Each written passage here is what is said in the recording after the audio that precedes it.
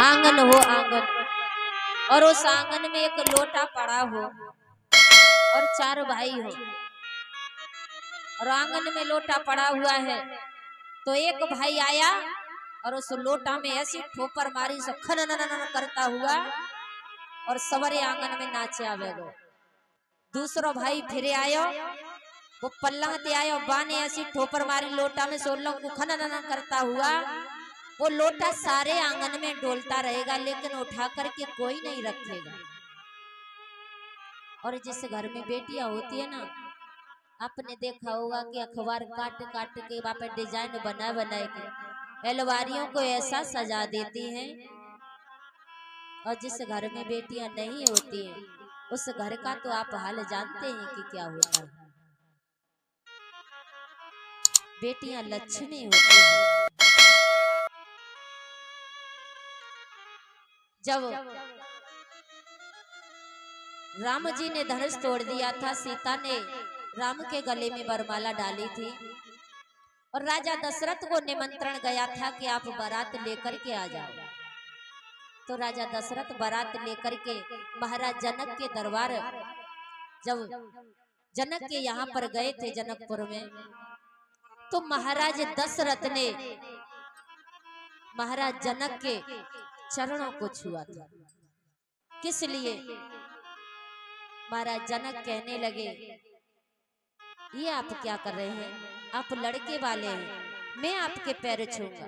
तो दशरथ जी ने बड़ा सुंदर जवाब दिया था, जनक मैं तो भिखारी हूँ और तुम दानी हो। तुम अपनी बेटियों का दान कर रहे हो, मैं तो मांगने के लिए आया हूँ। इसलिए आप बताएं कि लेने वाला बड़ा है या देने वाला बड़ा है? महाराज जनक ने दशरथ को गले से लगाया, धन्य है आप। इसलिए बेटियों को लक्ष्मी का अवतार माना गया है। लक्ष्मी होती हैं बेटियां। तो आज देवकी जब अपने ससुराल चली है, महाराज कंस ने सोचा कि देवकी अब ससुराल जा रही है तो मैं अपने रथ में बैठा करके और देवकी को कुछ दूर तक छोड़ दूं, विदा कर दूं।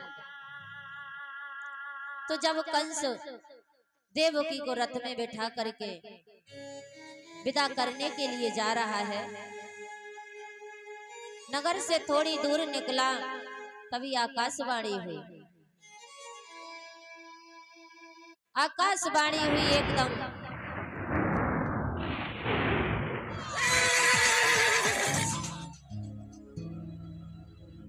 आकाशवाणी हुई और कहा, ए कंस, अरे जिस बहन, आकाशवाणी हुई और कहा, ए कंस, जिस बहन को तू इतनी हंसी खुशी के साथ विदा कर रहा है, उसी का 8वां पुत्र तेरा काल होगा, तेरा काल होगा, तेरा काल होगा।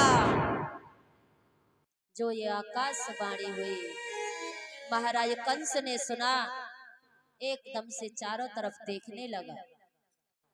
जब कुछ दिखाई नहीं दिया, रथ से नीचे उतरा और देवकी के केसों को पकड़ करके नीचे घसीट लिया।